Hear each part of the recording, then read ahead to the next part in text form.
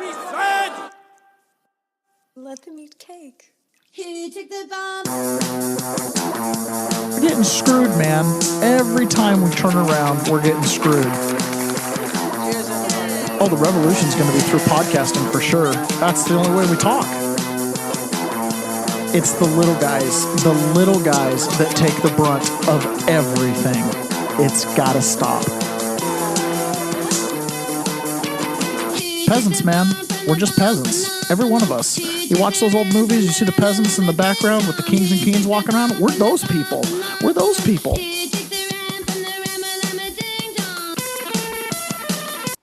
Good morning, peasants. Welcome to another episode of the Peasants Perspective. So glad to have you guys with us. And Thundering Oak makes it to the top of the charts on the live chats. Good morning. Glad you made it.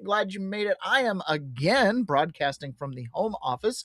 It doesn't look like Ron's going to join us. Maybe he will, maybe he won't. He's got technical difficulties. He's out on the road. Pony Boy, good morning. I'm so glad you made it. I could drive into the office, but then this technical setup's different and it's like a whole thing. And I'm like, I'll just broadcast from home. However, I did order some different lights for in here. So tomorrow when you tune in, there's going to be like, lights. This is going to feel more like a studio instead of just my home office. So anyways, that's very fun. I am still so glad you guys are here to join me today. And it looks like, our viewership's pretty good. I only ever look at unique views on Rumble. It's the only place I care, but I really appreciate everybody tuning in, especially all of you who tune in later in the day, but you can still enjoy the simultaneous sip with us. And I know that's why you join us. And all you need for that is a cup or a mug or a glass, a tankard, a chalice, a stein, a canteen, jug, or flask, a vessel of any kind. Fill it with your favorite liquid. I like coffee. And join me now for the unparalleled pleasure of the dopamine hit of the day, the thing that makes everything better, the simultaneous sip. And it starts right now. And we're going to listen to Brett Weinstein talk about something very serious that happened years ago that we should all be aware of. Their capture of the regulatory apparatus is an essential feature of what has happened. But it's not the limit of it.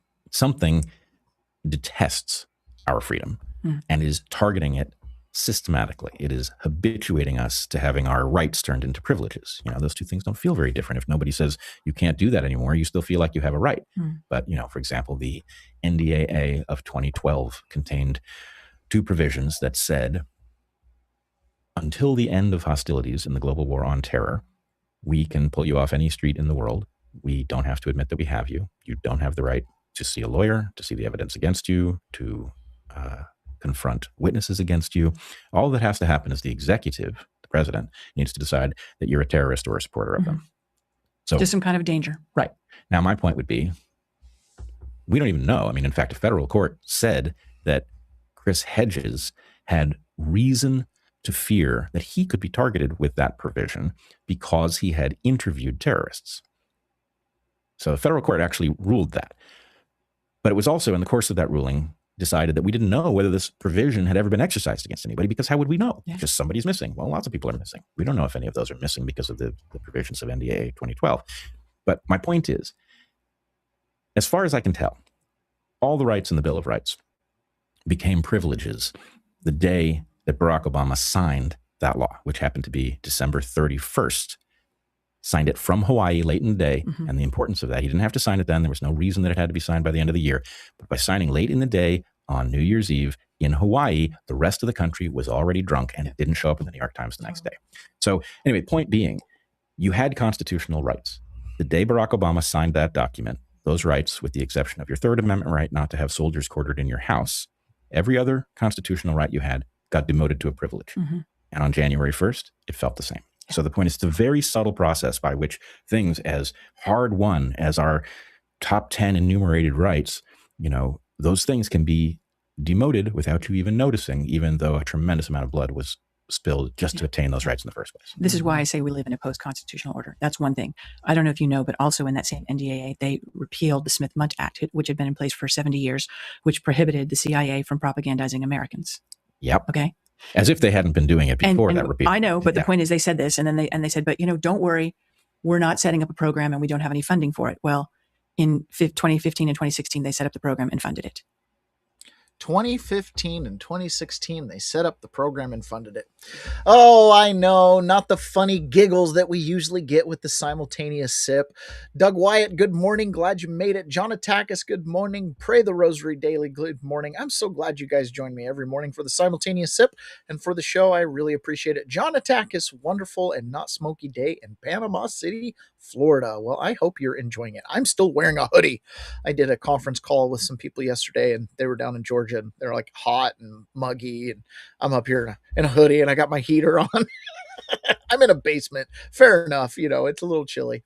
Anyways, yeah, interesting simultaneous sip, right? A post-constitutional world.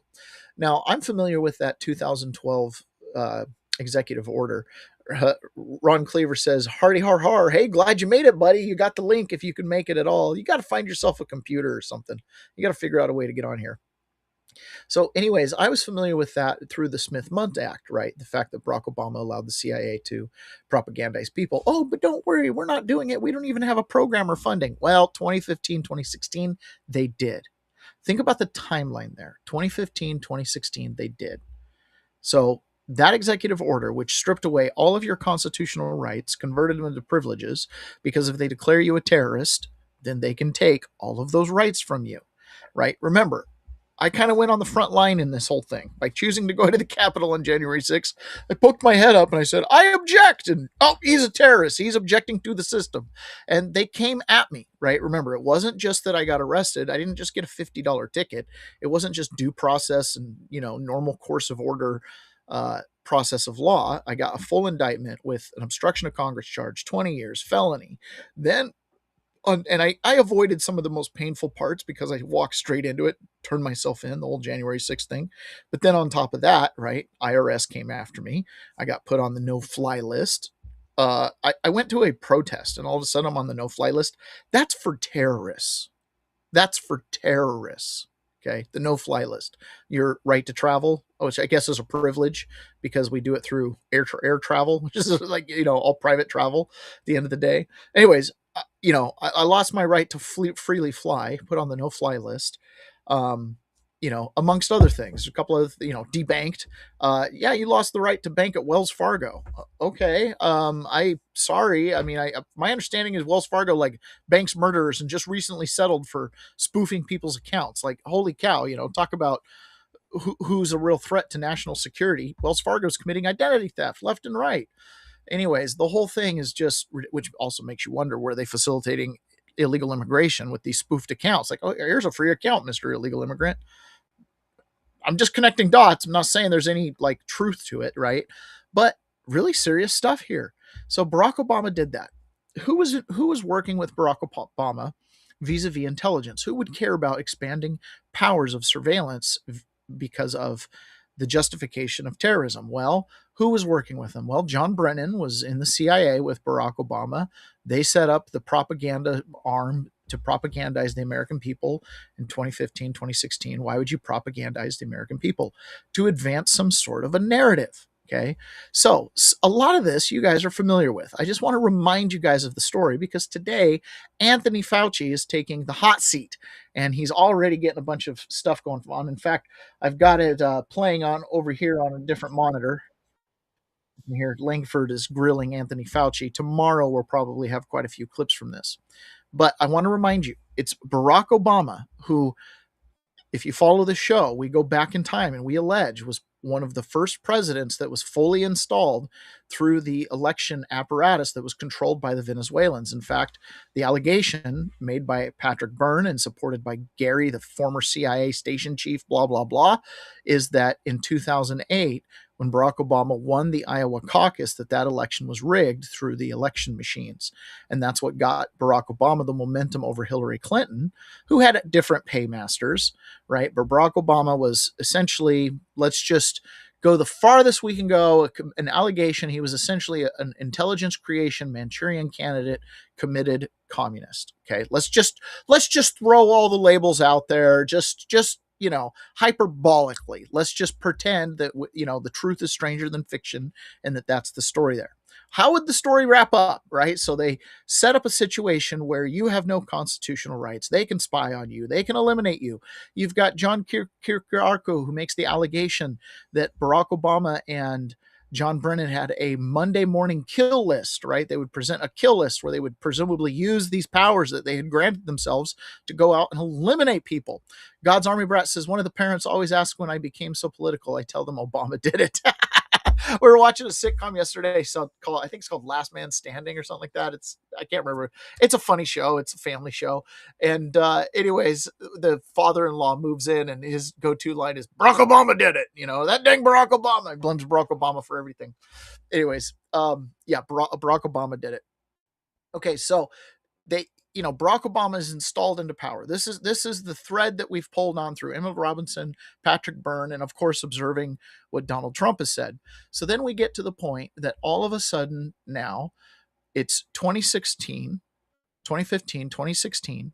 John Brennan, the CIA, the intelligence apparatus, sets up a propaganda wing in order to do what they do. What's that? Control government. Control foreign governments, soft power, hard power, influence of the people, create fictional narratives, overturn elections through influence. And then now all of a sudden you have the power to overturn elections through technology and through legalizing fraud, right? Mail-in ballots, ballot harvesting, techniques like this. So you've advanced this point to where you can really gain full control. They get control. And what do they get control of? They get control of what I would call the largest corporation on earth. Put a pin in that for just a second. Okay. But they get control of the United States of America. They granted themselves the power to basically eliminate anybody that is an enemy to who themselves, because anybody that's an enemy to the United States is a terrorist. This is oddly reminiscent of an act that was passed around World War I called the Trading with the Enemies Act, which was then extended in 1933 and through a series of other executive orders to essentially turn what used to be trading with the enemies, aka the Germans, and then later what would have been Japanese or any belligerent force of which the United States was at war, which would have been declared by Congress, like World War I and World War II were. But in 1933, the United States government blamed the bank failures on the bank runs on the people, right? So they declared the people an enemy of the United States of America. And this is what justified confiscation of gold. This is what justified a whole bunch of other things. And it kind of ushered in a new regime of governance, which is a contractual form of governance. You contractually become an ally or a member of the United States of America. We call this citizenship. So this is all a legal construct. Okay. Now, you may not believe it's that way, but that's the way that they execute their laws. How do I know this? I've been through the system. So you're going to have to take my word at it for a little bit. But nonetheless, you fast forward to 2015, 2016. If you've taken over a country, one of the things you need to do is you need to consolidate power. You need to spread your people throughout the government. We have heard this from many pundits. Barack Obama spread his people throughout the federal government.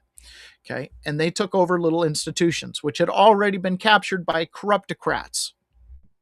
Okay, corruptocrats, people who are just on the dole. We know government corruption exists. It's existed for a long time. There's good people intermixed in government, but there's a lot of corruptocrats.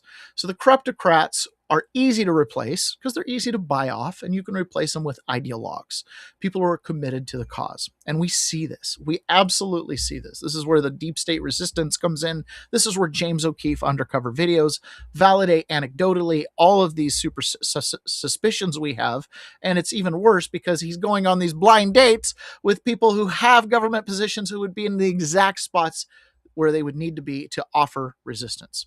Okay, so we get to this point in 2016, and Donald Trump shows up. And what does Donald Trump do? He says, this is an existential threat. He knows who these people are. He's a billionaire. He understands how the construct is. He knows how the game is played. He understands politics. He's been donating to these politicians, playing the game for years and years. He's also gone toe-to-toe to them from time to time. You go look at some of the congressional hearings that he was invited to testify to. Look at him going toe-to-toe with Jerry Nadler. Look at him going toe-to-toe with New York City Council on zoning and permitting and building and things like that, right? So this guy who understands the system, who's one of the quote-unquote elite, right, who shows up in 2016 and he takes the side of the people. And in a dramatic fashion, 2016, he beats Hillary Clinton, who's the heir apparent of Barack Obama, who's been groomed for this position, who's part of the Clinton dynasty, who can finalize the paydays of all the corruptocrats and leave a nice inheritance for the ideologues to take over when she's gone. That's essentially the role she's going to fulfill. And what happens is Donald Trump wins. Barack Obama is still in power.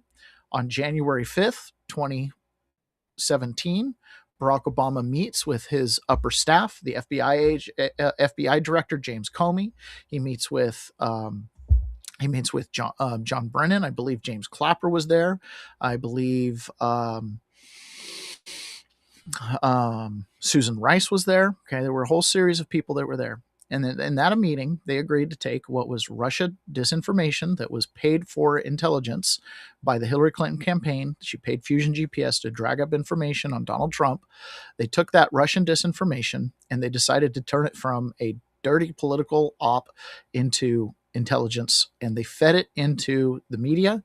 They took those media reports and they fed it back into the courts, and they got warrants, and they started to spy on Donald Trump in order to remove him as president and reinstall themselves as rulers of the United States of America, which again is essentially the largest corporation on earth. How do we know this? Well, President Trump has been exposing this bit by bit, right? Let's see, in April of this year, he shared this video on his Truth Social. It's worth taking a reminder tour to. Donald Trump posted this, and this is where we're at.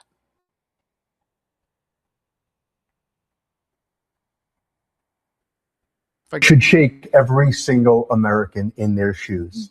I hate to say this, but President Barack Obama, there is now incontrovertible evidence that he was the spearhead of a seditious conspiracy to subvert the will of the American people and overthrow the United States government back in 2016. We absolutely must hold every one of these criminals accountable for the crimes that they committed. They are the most heinous crimes committed in American history. James Comey, John Brennan, Clapper, Rice, Biden was in the meeting in July 28th in the Oval Office. They briefed Barack Obama on Hillary Clinton's plan to, quote, tie Trump to Russia collusion lies. It consumed our national discourse for 5 years. It undermined a sitting duly elected president. It sabotaged administration. It framed a three-star general. It destroyed and ripped this country apart. We had a constitutional crisis, the likes of which I don't think any American can fully comprehend. It is atrocious, and every single one of them must be held accountable. So that's where Donald Trump left us, right? That's where Donald Trump left us in April. Donald Trump, we have all this information that's come out. Donald Trump has led a seditious conspiracy against the United States of America. And he's been aided by foreign allies, as we've demonstrated through other people's words and evidence that they've presented on their videos and interviews and things like that over time, right? And he was aided by foreign powers. And it created this constitutional crisis that in large is happening behind the scenes. But the front lines of this battle extend out, and it touches we the people, hence my involvement, right? Just a peasant from the Pacific Northwest, septic installer. So no matter what you think of me, at the end of the day, I'm just a dude like you trying to make my way in life, right? Popped my head up, showed up at a rally on January 6th, boom, boom, boom. Next thing you know, I'm in the crosshairs of this machine, right? And this machine being led by Barack Obama and the people that surrounded him. And what is this machine, right? What is government? Ultimately, what is it that they took over? I want to show this to people. I want people to understand that when I talk about these principles about government being a corporation and a business and all this kind of stuff, this is where they derive their authority and their powers. This is how they compel things. And when we start talking here in a couple minutes about Anthony Fauci, right? When we start talking about Anthony Fauci, he's utilizing the mechanisms of the corporation to influence the day-to-day happenings of your life. So here is Elon Musk just simply explaining to an interviewer, what is government? Okay. This is really good because at the end of the day, government, it's just a big business. Government is a corporation in the limit. So it is the most corporate thing. It is maximum corporation, but it's also monopoly, and also is the only one that's allowed legally to do violence. So why would you want to give a corporation with no competition that can't even really go bankrupt more money? What do you think the role of government should be? I think the role of government should be that of like a referee, and but not a player on the field.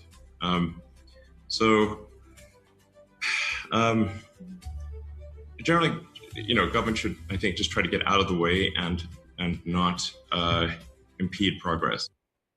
Right? That makes sense to us. Government should try to just get out of the way and not impede progress. But it's ultimately a corporation, right? It's ultimately a corporation. And that changes everything, right? Government has ownership and stake in things. And we see Donald Trump doing this. And whether it's good or bad, that's up for debate. But it's not up for debate that the government acts and is essentially just the largest corporation. So when Donald Trump came in 2016, right, and he stole this back from them on behalf of the people, it doesn't mean he's perfect. He's still a politician. This is still, there's still corruptocrats everywhere, and he needs help from people in low places. Okay. Like, this is not some type of, he's a savior. No. If anything, he's simply more one of us. Okay. Like, yes, he's a billionaire. He's an elite, but he also actually owns real estate. He actually employs doormen and, valets and desk workers and service workers and bartenders and waiters and, caddies and construction workers. Like, he understands the people and like the how the macro economy ties into the micro economy. This is a guy who, has been around a little while. He's kind of a kid from Queens, that's who he is. And so he comes in and he's like, hey, think about the speeches he gave in 2016 when he talked about, this is a battle. This is a battle over who controls the country, who controls your life. You think about the speeches he gave coming down the escalator and things like that, right? Ron Cleaver Jr. says, government is a corporation in the limit. Yeah, exactly. Carlitos, good morning, y'all. Got tied up watching Fauci plead the fifth. Yeah, we're going to see one of those here in a little bit. Okay. So in 2016, Donald Trump takes over. As soon as Donald Trump takes over, what happens? Mike Davis posts this. This is a great summary of what happened after Donald Trump took over. After the Russian collusion impeachment hoaxes failed, right? That's what they did. Let me add this back here to the stage. After the Russia collusion impeachment hoax failed, which they did ultimately after Trump won in 2016, and Democrats knew they had to destroy Trump's thriving economy. In 2016, the economy was at just rip roaring. I mean, it's universally acknowledged that it was one of the best economies the United States had seen in the modern fiat era. I mean, we were starting to actually grow production to bring domestic production back home. It was impressive. So they had to commit to mass voter fraud through all mail-in ballots so they could rig and steal the 2020 election. They had to get the power back if they couldn't impeach him and remove him. So we got COVID, mass hysteria and lockdowns. That's where today's story, COVID comes in. And then during the lockdowns, they have BLM riots, right? They took advantage of the George Floyd unfortunate situation in Minnesota. They launched the BLM riots. And then there was the blatant voter fraud, all the shenanigans that happened around the 2020 election. Then there was January 6th. That's where I get directly involved. But I'm involved as I start podcasting and speaking up over these issues. Then another impeachment hoax, right? We got the Ukraine gate, or we got the J6 impeachment after Trump was removed from office, and that would prevent him from ever running again, right? To chop him at the knees. Then the Biden lawfare during the campaign. The entire time Trump was running for president, he'd had his house raided. He announced for president, he got his house raided, right? He got 4 different separate criminal indictments. He was ultimately convicted on one, sat through an entire trial that was the most horrible smear campaign, right? Everything about it was just absolute lawfare the entire time Trump was in office. Then after Trump got back in office, there's been judicial sabotage, Democrat judicial sabotage during his second term. And now this is all starting to come out. So we are in a good spot today, because today things are starting to move. So a couple things before we jump into the Fauci stuff. And I'm looking over here at my screen. It looks like Fauci's just continuing to plead the fifth at everything that comes up, right? So that takes us to 2024. The Democrats were trying to stop Donald Trump. It was being led by Barack Obama, who was being aided by foreign powers, clearly and obviously. Anybody with a brain can see that. Okay. And so here we have Donald Trump, just a flashback, a reminder of where we came from. Okay. This is just a flashback to Donald Trump during the This is a flashback to Donald Trump during the campaign. Sorry, messed this up here. Flashback to Donald Trump during the campaign in 2024, reminding you at the core of what it is he's ultimately trying to accomplish as president and why he's running. Since 2016, you and I have been in this battle side by side, taking on the entire corrupt system in Washington like no one else has ever done before. Nobody else has done what we've done. The Washington swamp has done everything in its power to take away your voice, but this Tuesday, it is finally going to turn you away. Your voice is going to be given back. You had a voice just 3 years ago. And I believe that New Hampshire is going to speak very loudly and clearly. With your vote, you are going to send a message straight to crooked Joe Biden, the worst president in the history of our country. Since 2016, you and I have been in this battle side by side. Since 2016, we've been in the battle. Yes, we have, Donald Trump. We've been in the battle together. Obviously, he gets way more credit than anybody else, okay? But that's it. That's a battle. It's a battle over who controls our country, who controls, our nation, who controls where we are. So we have had some good news happen at the Supreme Court. We've had things like the Slaughter decision, which gave Donald Trump the ability to fire any federal worker in any position for any reason, right? He's the ultimate executive there. And so one of the things that's happened with Tulsi Gabbard, she obviously went into ODNI, Office of Director of National Intelligence, where she sits on top of the 27 agencies that all have intelligence credentials. And she's supposed to be the center point, the consolidation of all that information before it goes on to the president. So she's like kind of sits in between, the CIA director and the director of military intelligence and all these other people. She sits in between them and the president. And so during that time, she went in, she, uncovered a lot of things. She showed up down in Georgia collecting the ballots, all the things that she did. Unfortunately, her husband's very, very ill, so she needed to resign. Bill Pulte, coming out of housing, stepped in there as the acting director. And one of his tasks has been to release everything and fire people. And he's done that. So this story is coming from Just the News, John Solomon, who's moonlighting over there with the U.S. government. Let's take a look at this. So this is, let me get this stage where I've got this. All right. So this is coming from Just the News. National Intelligence completes its fifth round of layoffs, slashing 30% of the staff.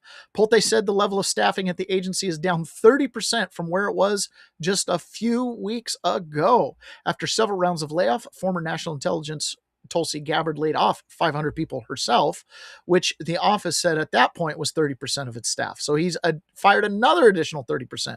Acting Director of National Intelligence Bill Pulte says his office completed another round of layoffs just one day after. Let's get rid of all this nonsense here. Got ads popping up every day. Just one day after the previous round was executed, he said the latest round was the final round of terminations planned for the agency at the level staffing down. What is this thing? How do I get rid of this ad? This ad is like right smack in the middle of my text here.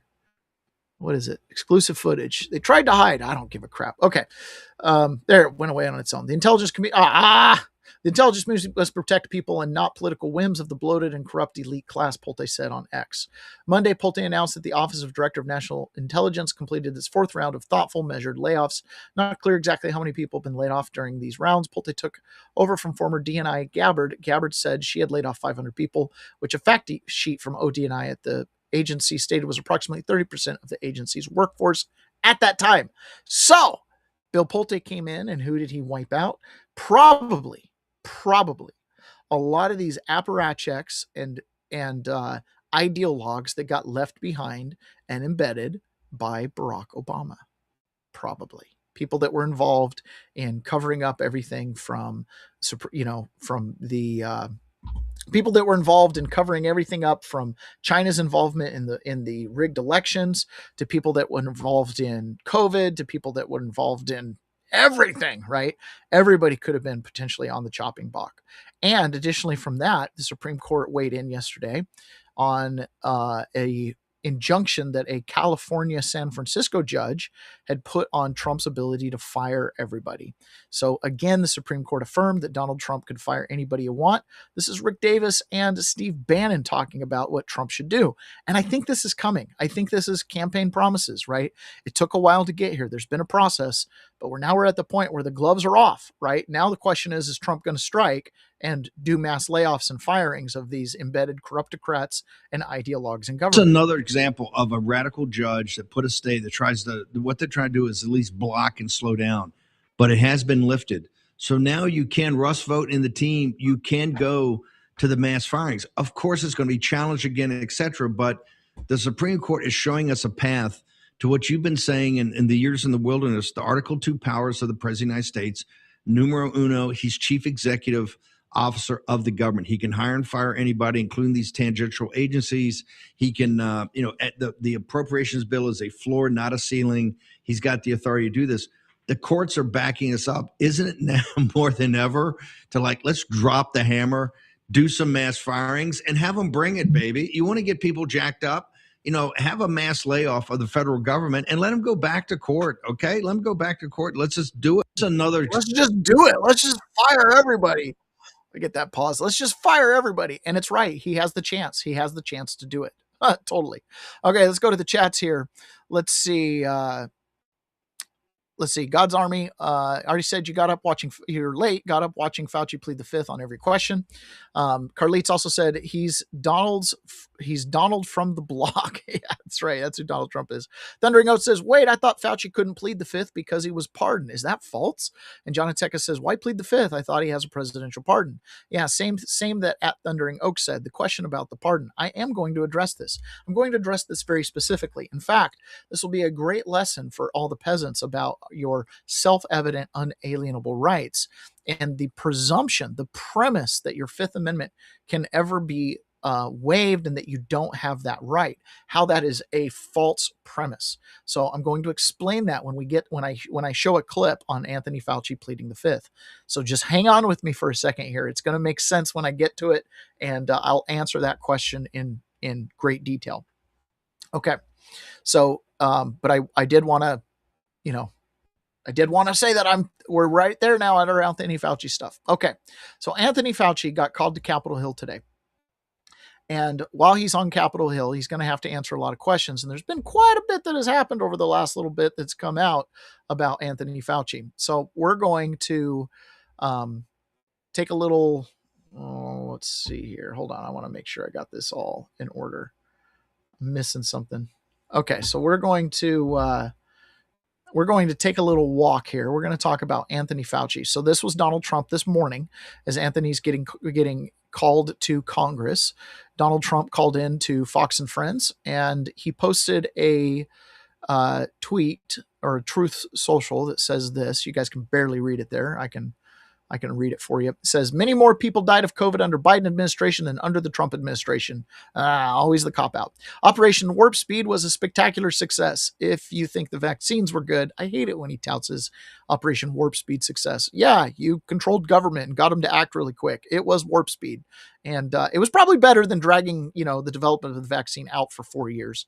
But nonetheless, say what you want.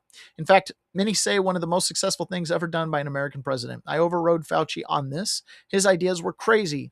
Also, I said from the beginning that the virus came from the Wuhan laboratory in China. Fauci strongly disagreed, always trying to protect China. I inherited Fauci, who was there since the 1980s. And that is true. Trump didn't have anything to do with putting Fauci there. I inherited Fauci, who was there since the 1980s, but with each passing day relied less and less on him.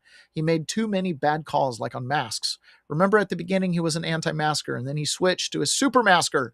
In any event, I didn't let him shut the country down, although he wanted to. I went the Federalist way, which was returning power to the states, and let the governors decide. The Republican governors did a much better job than the Democrats. Fauci was largely taken out of play, and then along came sleepy Joe Biden, who made a Fauci Fauci a king. I called Biden to tell him Fauci was no good. This is news. I didn't know Trump called Biden to tell him that.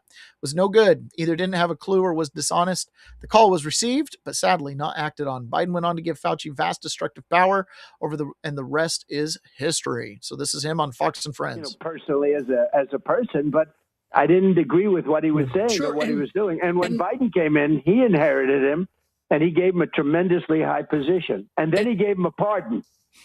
He did indeed. And, I think we all thought there was a lot of science behind what he was saying and maybe not so much. But, Mr. President, if you would have known then what you know now, would you have fired him? Well, I would have fired him. But again, I didn't listen to him. So when he was with Biden, he was like the God. When he was with me, he wasn't even close. And I wasn't very close to him. I dealt with him very little. I didn't agree with many of the things he said. No, he wanted to close up everything. Look at all the states that remained open. Those states remained open. He wanted everything closed. And it just turned out that closing wasn't so good because, it's very interesting. Some of the states that fared the worst in terms of the spread were actually closed. Okay, explain that. Nobody can explain that. He did more damage than anybody else. That's the way it is. They did a lot of damage in a lot of different ways. So we don't need to go back and talk too much more about, all the nonsense that happened around the COVID and the lockdowns and what states succeed and stuff like that. Fair enough to say it didn't go well. Okay. Fair enough to say, yes, red states fared much better. Blue states that had lockdowns had obviously much higher issues of every caliber, of every type, from social isolation issues, mental illness, to side effects, to all-cause mortality. Almost in every way, the blue states, suffered a lot more. So we had the Anthony Fauci diary that was released, and this was something that was not meant to ever be discovered. As RFK said on the Laura Ingraham show, they had to go out and they collected this information off 11 different servers where it had been sequestered and isolated and, password protected. They had to go grab all this information and compile it, and it's been called the Fauci Diaries. These are his own entries, emails to himself, diary entries to himself, his personal logs, his memos, stuff like that. Technology is a funny thing, right? It's good to keep records, but these records, document in real time, sometimes your intent, your thoughts, and, you write a lot of stuff. And so a lot can be said by the things you write. So what I'm going to play you now is a little quick AI video. It's very fun, but what it is it's actual diary entries that these are Anthony Fauci's actual words with a couple news inserts from here or there. Those are obvious. These are Anthony Fauci's actual words, what he wrote in his own words in real time, while on TV, he was telling us completely fabricated things, false things. In private, he was writing other things, and he was completely self-obsessed.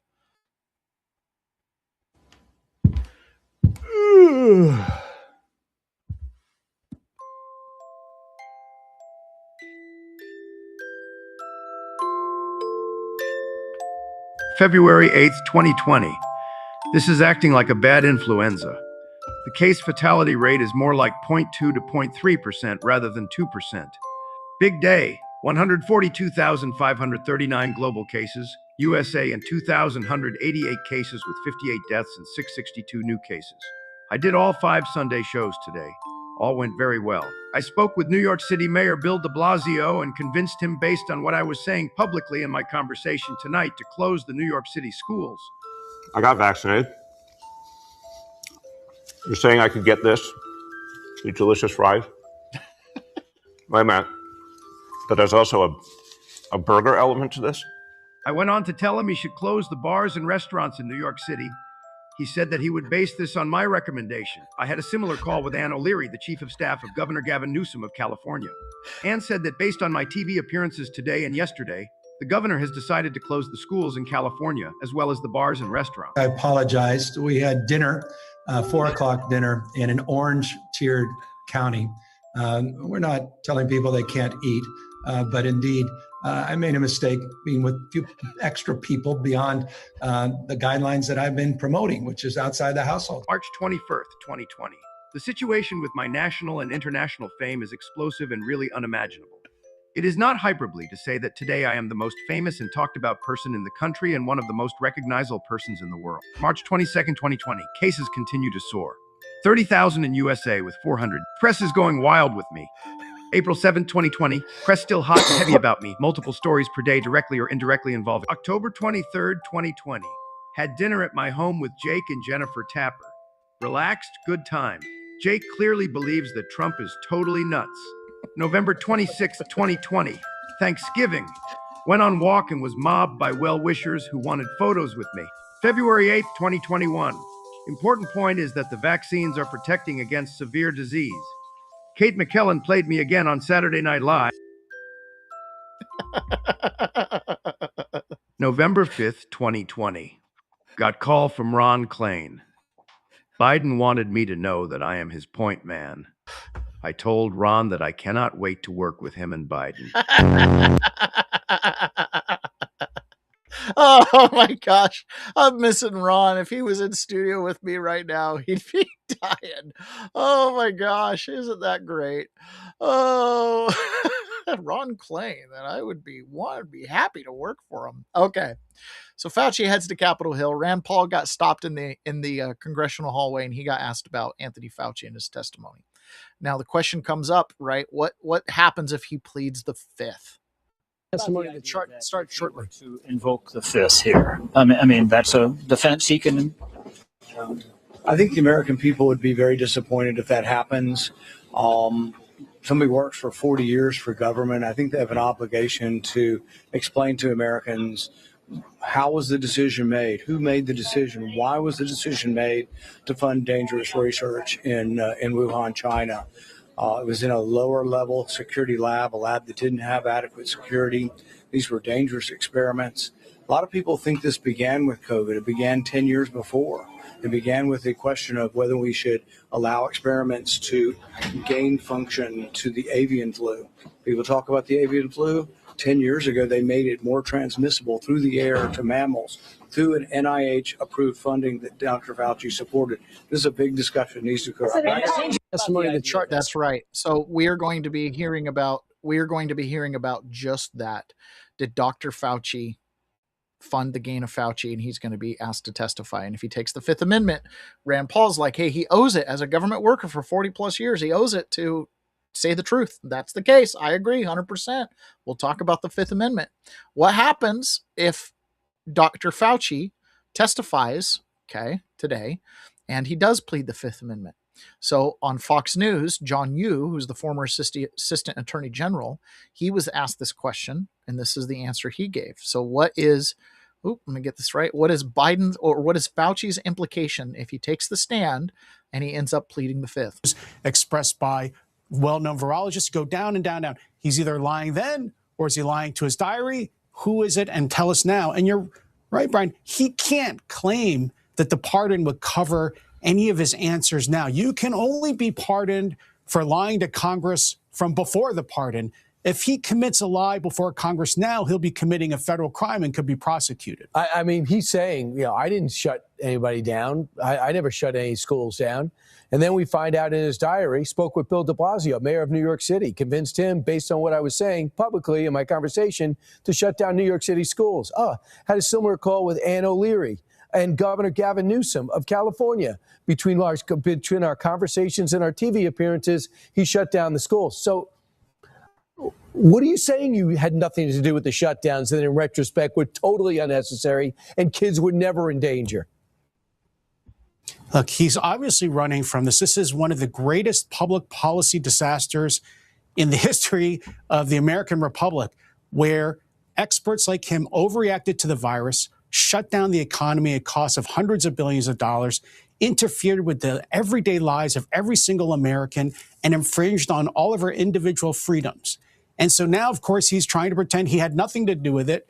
But as you say, in the diary, he records pretty meticulously all these governors, mayors, Mayor de Blasio in New York, Governor Newsom in California, urging them to shut down bars, restaurants, schools, and now he's pretending he didn't do that. So if you're a senator, you would say, were you telling the truth in public when you said you had nothing to do with it? Did you lie your diary? What was actually true in your mind? Tell us the truth now. And if you lie, you're committing perjury and could go to jail for it. And these embarrassing statements about... If you're lying, you commit perjury and you could go to jail for it. That is the point. If you lie, you commit perjury and you can go to jail for it. So let's take a listen to Rand Paul. Rand Paul is the chairman of the committee that's bringing Anthony Fauci in. Okay, so Rand Paul is here on the stage, on the dais, as they call it. I think they call it the dais. I don't know. Anyways, so here's Rand Paul in these opening statements to Anthony Fauci. So this is where we're at. Barack Obama comes in, a Manchurian candidate of sorts. He's an intelligence creation. Who knows if he ever went to Columbia or any of the schools he claims to have gone to, right? Go see Wayne Dyer about that. So Barack Obama comes in. There's foreign help. We believe in 2008, based on Patrick Byrne, that Barack Obama won the Iowa caucus based on election rigging that was based through the technology, through the election voting machines run out of Venezuela. He went on to gain momentum, ended up beating Hillary Clinton, took the presidency. Fast forward 2012, after Obamacare and all the nonsense that happened during Barack Obama's administration, right? Self-evident, Barack Obama's fault. After all that, in 2012, they signed the National Defense Authorization Act, which essentially stripped away all your constitutional rights. Brett Weinstein said not the Third Amendment. I'd say your phone is a spy phone. That's the Third Amendment. That's an intelligence agent quartered in your pocket. Okay, so either way, they've got all this power. Then 2015, Donald Trump starts the run for president. 2016, they coordinate propaganda against the people. They coordinate a rigging of the election. Something happens in 2016. We believe that the machine hack didn't happen as it was supposed to, and or Donald Trump overwhelmed in the 2016 win. He ends up winning. He comes into government. He's immediately obstructed. Russia investigates. DOJ just said all that. COVID happens. 2020. Trump beats his impeachment. Trump comes out, everything's great, economy's rip-roaring, boom, COVID, whole pandemic plays out, BLM riots, lockdowns, suspension of constitutions, mass mail-in ballots, 80 million votes for Joe Biden. Joe Biden's in. Joe Biden was in the room with Barack Obama when they decided to target Trump and essentially win at all costs and take back power over the United States, the largest corporation. And here comes Anthony Fauci, who, based on his journal entries, was not part of this deep state coup. He wasn't like, I want to help China take over America. I don't know that he ever got the briefing. I don't know if he was invited to the all naked Illuminati meetings or the Bohemian Grove, all male shindigs. I'm not sure that Anthony Fauci made it to those events. But Anthony Fauci, at a minimum, casting a cloak of charity, in his own words, was obsessed with the fame that he was receiving. He thought himself a god. He thought himself a famous person. He saw himself doing interviews with Julia Andrews and doing interviews with, all these media personalities. He became the feature of songs. People were making cookies with his picture on it, right? He became obsessed with that. He became a tool. The committee asked for your voluntary cooperation to come today. Your appearance had to be compelled by subpoena. You're here today under duress. You're here today because of the court ordering it. President Biden issued you a sweeping pardon extending back to 2014, the same pardon he gave to his son Hunter. A pardon may protect a person from criminal prosecution, doesn't rewrite history. It does not erase documents. It does not convert a misleading statement into a truthful one. And it does not prevent Congress from establishing what happened. There will be another pandemic. There will be another crisis. And there will again be officials who insist that uncertainty must be hidden for the public's own good. They will demand obedience. They will invoke science. I am the science, as though it were a commandment. They will argue that government officials cannot be questioned because questioning them would undermine public trust. They have it backwards. It is secrecy that destroys trust. It is arrogance that destroys trust. It is censorship that destroys trust. And it is the refusal to admit error that destroys trust. That loss of trust may be your most damaging legacy. Trust can't be ordered. It has to be earned. Scientist is above scrutiny. No government official is beyond accountability. And no public servant has the right to treat the suffering of millions of Americans as a footnote to his preferred version of history. That is beautiful. That is beautiful. Right. That is beautiful. That is beautiful. This will happen again. Government will abuse its powers. This is something that we have established time and time again. And good on Rand Paul, despite any political disagreements we have with him. Good on Rand Paul for bringing it up. Okay, so this is Rand Paul asking Dr. Fauci if he's been briefed on gain of function, if he's been briefed on gain of function and if it's ongoing. We know Anthony Fauci was involved with it before. As Rand Paul said earlier, this started 10 years prior. Right, we know all this was going on, and it centers around the gain of function, with Anthony Fauci was in the center of. So this is Rand Paul asking Anthony Fauci about that. There's a question of whether or not gain of function research is still ongoing, and these are important questions the American people deserve to know. Dr. Fauci, have you been read into any classified Department of Homeland Security program, any prospective special access program concerning gain of function research? On the advice of counsel, I respectfully decline to answer based upon my rights under the Fifth Amendment of the Constitution. Okay, so there you have it. He declares his right to not answer questions based on his Fifth Amendment. Here's another one. Here's Ron Paul grilling Anthony Fauci again. This was just minutes ago. Said there's no evidence. There's no evidence that ivermectin is helpful. On that exact same day, and I've got the studies right here. There was a website that was tracking the random controlled studies. Here they are, showing 60, 70% efficacy of ivermectin. The same day you say there's no evidence, there was all kinds of evidence.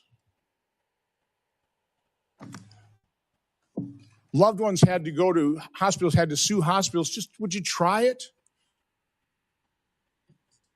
So I would want to know, to what extent were you involved in sabotaging hydroxychloroquine, ivermectin, and did you do that because you knew the only way you get emergency use authorization for these drugs, these experimental gene therapy, was if there was no effective treatment, you couldn't get the emergency use authorization. So is that why you helped sabotage these cheap generic drugs in favor of remdesivir, which, by the way, nurses, are you aware of the fact that nurses called it run, death is near?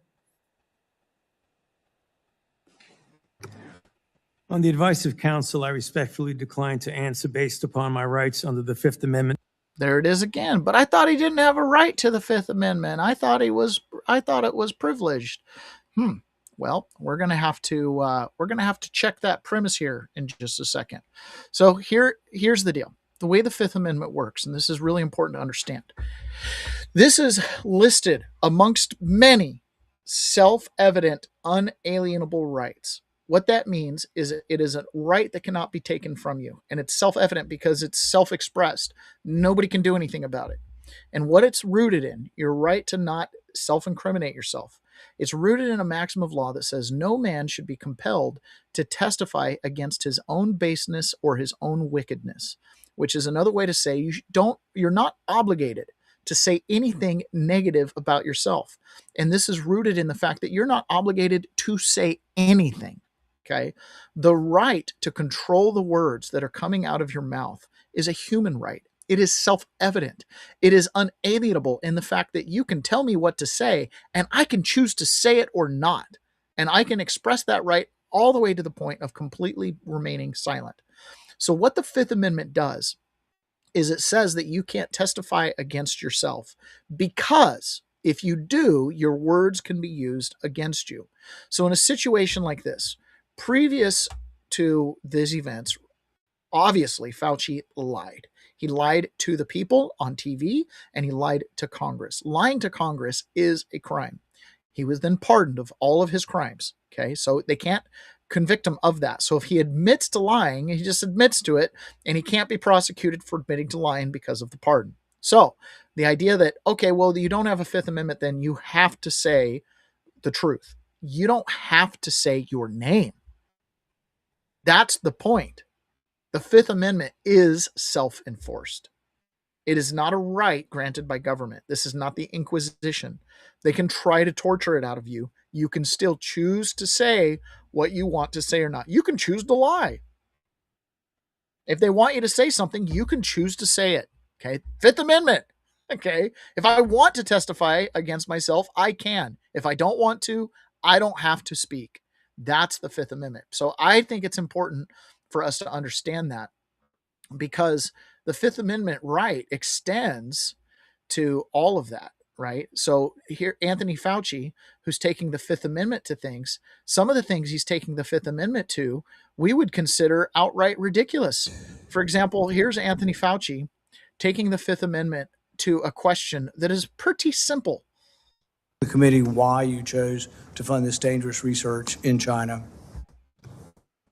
On the advice of counsel, I respectfully decline to answer based upon my rights under the Fifth Amendment of the Constitution. In the red folder on your table is a copy of Section 192 of Title II of the U.S. Code. Your counsel has been provided a copy as well. That section makes it a crime for a witness appearing under subpoena to refuse to answer any questions pertinent to the question under inquiry. Do you have that in front of you?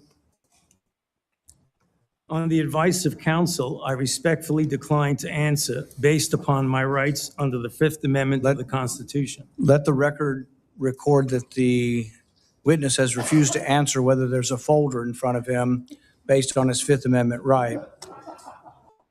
It is true that let the record reflect that the witness has chosen to refuse to testify if there's a folder placed in front of him or not.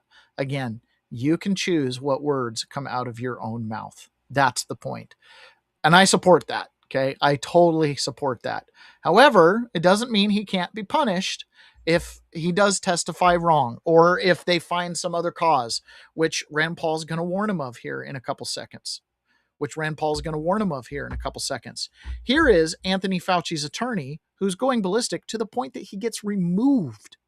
the attorneys are not recognized. In fact, the attorney was told not to sit at the table, and he's not obeying that recommendation. There's a row behind you, sir. That's where you were told to sit, and you're not.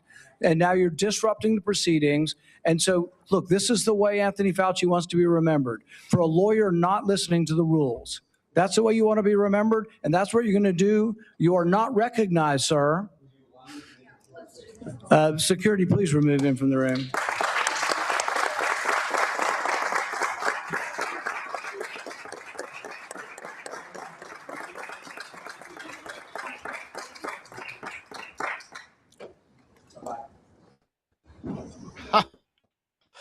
He had to have his attorneys removed from the room. Wow. So he gets removed. He will still have the advice of the other half a dozen attorneys that he brought along today. He'll still have some attorneys there to help him. Don't worry, folks. Don't worry, folks. So what's the ultimate consequence of this, right? Rand Paul already this morning has laid it out. What's the ultimate consequence is he's going to end up, what's the ultimate, I got to get my screen right here. What's the ultimate consequence is he's going to end up, the committee's going to have to decide if there's something that they can, prosecute him on. But the attorneys are... Hold on. What's going on here? Here we go. I want to share this one instead. The chairman has denied your assertion of privilege and directed you to answer, but you nonetheless refuse and stand on privilege despite the existence of the pardon. The committee will have to consider after this hearing what appropriate action should be taken against you for the failure to testify after being directed to do so. It's against the law to obstruct an investigation of Congress. There will be repercussions to your refusal to testify today. Senator Peters. The chairman has denied your assertion of privilege and directed you to answer, but you nonetheless refuse and stand on privilege despite the existence of the pardon. So he's not going to answer anything. So the committee's going to have to decide what they're going to do with him. Ron says, thanks to Rand Paul, right? All this is being brought out. And Ron says, shame, shame, shame. Yes, exactly. Oh, so it's going to be very interesting. I'm looking here. I'll share this with you guys. This is Anthony Fauci. This is him reading his statement, basically declaring that he's going to be pleading the fifth on everything. At least that's what I'm led to believe this clip says. Although it pains me to do so, because of the respect I have for the legislative branch of government and my decades-long record of cooperating with Congress. Look at him shaking. Under the advice of my attorneys, I will invoke my right under the Fifth Amendment of the Constitution to refrain from answering your questions. Thank you. So he's just not going to answer questions. So we'll see.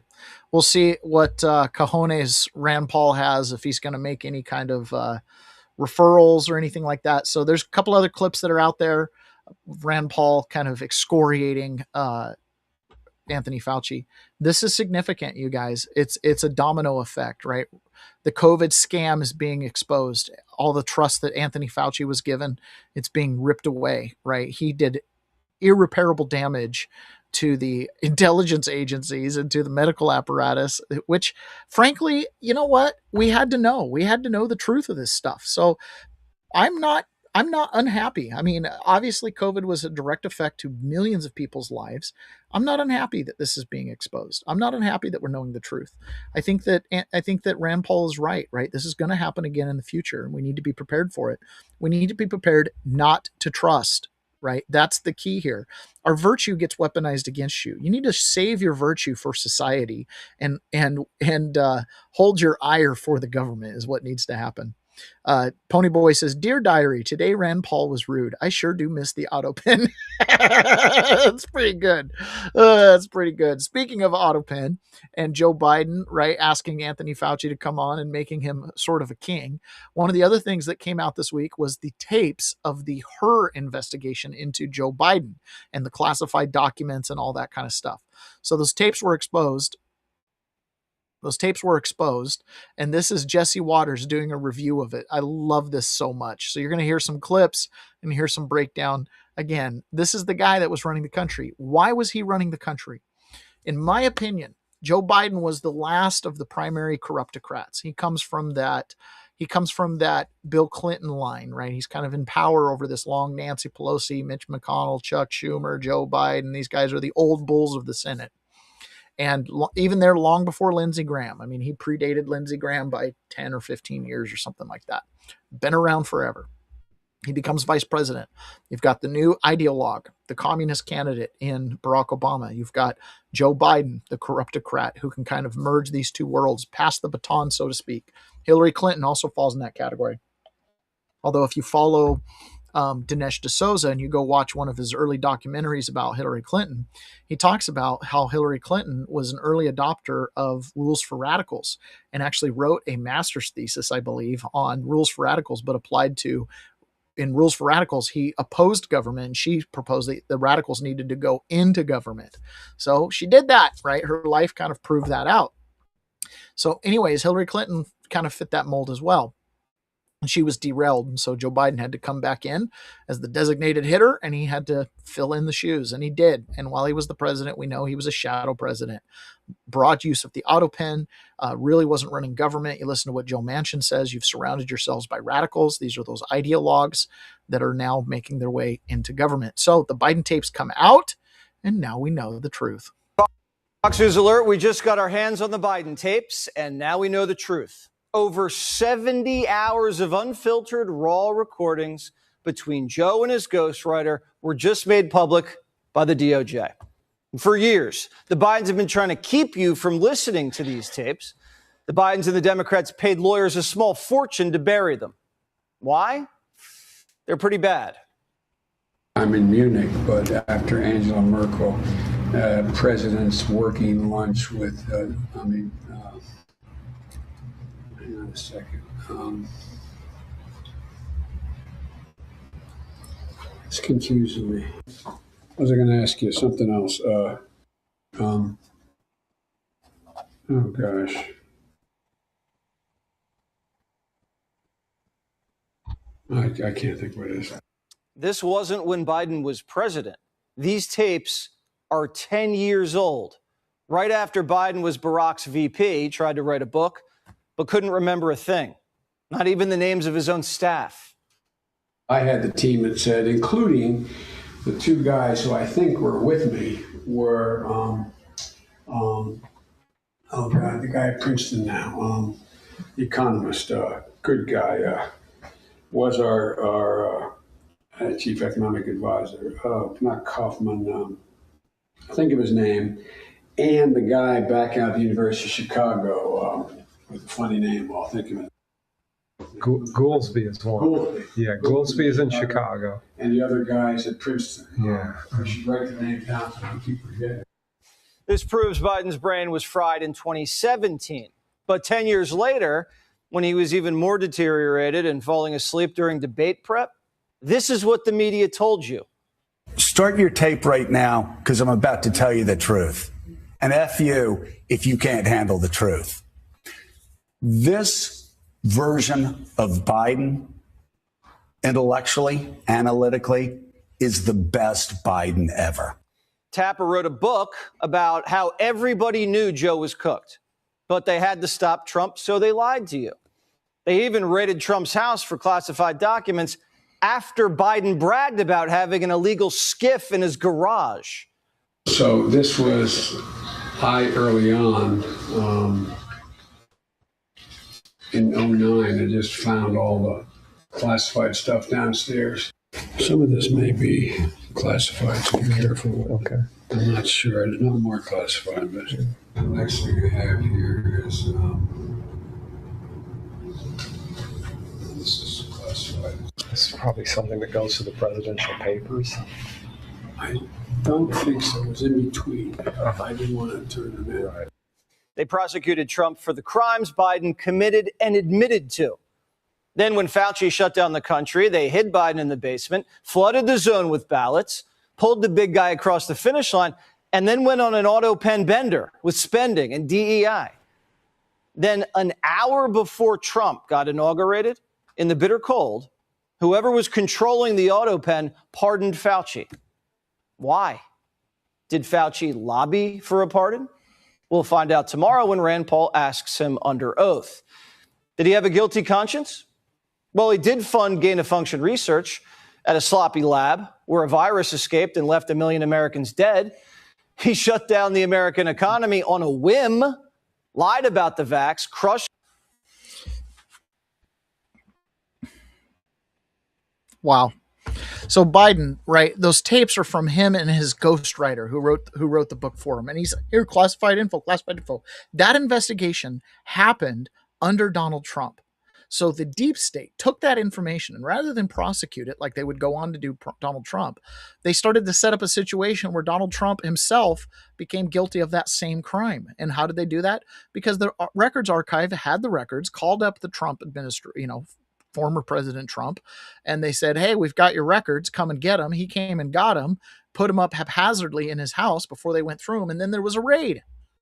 Okay, so they set up a situation where Donald Trump basically could be prosecuted for the very thing that Joe Biden was doing. Okay, and then of course Joe Biden pardoned Anthony Fauci. Why? Because Anthony Fauci enabled the greatest election fraud in the history of the planet. Right? That's why. And did Anthony Fauci know he had done that actively? Like I said, my opinion is that Anthony Fauci never got briefed. He never got to go to the naked Bohemian Grove stuff, right? But he really loved the fame. That was his weakness. That was his pride being weaponized against him, right? His vanity being weaponized against him. He became an apparatchik in this. Maybe he was a deep stater. I don't know. I mean, he's a deep stater by definition. The question is, what was his motive? And it doesn't really matter. The result was the same. So here we are today, right? We believe that there was an intentional seditious coup led by Barack Obama that stretched back really a couple decades. And it all came to a head when Trump was elected in 2016, came to a head again in 2020, came to a head again in 2024.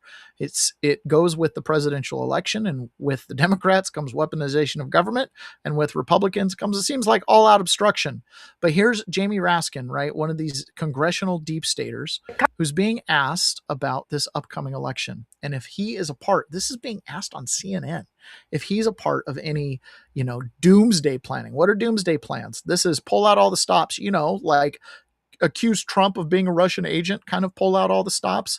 If he's a part of any doomsday plans and how they're afraid of this upcoming election. Congressman, have the House leadership, have Hakeem Jeffries or others or you participated in or held similar doomsday exercises, as Schumer termed them, that relate to the elections? Well, sure. We're talking about this kind of stuff all the time because, look, I'm out campaigning in the country, Casey, and I'm seeing huge surging enthusiasm for Democratic candidates all over America. I'm here with my friend Josh Riley right now, Blake Gendabine next. I'm in upstate New York, but we see no evidence of Republican activity anywhere. I don't even see MAGA hats anymore, which makes me afraid that they're just focused on trying to undermine the election or take the election through some kind of strategic mischief. So somehow, right? Yeah, we're always doomsday planning. We're always worried about the midterms. All right, obviously political campaigns are always going to be planning for the midterms, but I believe the doomsday planning is much deeper than that. Remember, Jamie Raskin, he's a rat. He's been involved in all of it. He's run all the air cover through the legislature. He was deeply involved in January 6th and the prosecutions, deeply involved in defending the SPLC. I mean, this guy is just as deep as they come. I think he's a deep corruptocrat. I don't know that he's an ideologue, but he's committed to the cause, man. His wife's job is at risk or whatever they've got on him. But he mentions something. He says they don't see a lot of MAGA hats out there. And somehow this is evidence that, the Republicans aren't even trying to campaign. They're just going to try to steal the election. It's very possible. The Republicans have control over Liberty voting machines, which took over Dominion, the Smartmatic machines, right? So it's possible. And that's what Emerald Robin alleges, is she doesn't want that the Republicans don't want to get to the bottom of machine fraud because they finally have control of it, right? Which is, I guess, a possibility. That's unfortunate because, if you become the very thing you hate, pretty soon you're the monster. So that's Nietzsche, by the way. That's his theory. If you stare into the abyss long enough, the abyss stares back, and careful not to become a monster. Speaking of becoming a monster, if wearing a red MAGA hat means somehow you're aligned with Laura Loomer and everything she's doing, you're crazy. This is Laura Loomer. She took a trip over to Ukraine. She did an interview with Zelensky. Now, remember, Zelensky is Jewish, okay, and Laura Loomer's Jewish. Okay, now both of these kind of have dubious Jewish heritage. We're going to set that aside. Doesn't matter. That's not what we're here to talk about. But Laura Loomer headed over to Russia and did an interview with Zelensky. And, in previous, she's criticized funding for Ukraine. And all of a sudden now she's like, we need to fund Ukraine. So she went to Russia and she went to one of their drone factories, which this is very impressive, by the way. I mean, these are all weapons of war here. These are bombs that she's holding. And this is Laura Loomer in Russia. This is crazy. And she's honoring Lindsey Graham. Lindsey Graham. This woman couldn't have cared less for Lindsey Graham other than he supported Israel consistently. Okay. But now that Lindsey Graham's gone, and Lindsey Graham was an enemy to Iran and therefore an enemy to Russia, and et cetera, here she is in Ukraine. And this is one of those throw up in your mouth videos. Instead, in honor of Lindsey's commitment to stand with the Ukrainian people and to stand against authoritarianism, we're going to deploy the drone to the front lines so that it can be used to kill Russians. So rest in peace, Senator Lindsey Graham, a defender for freedom and liberty all around the world.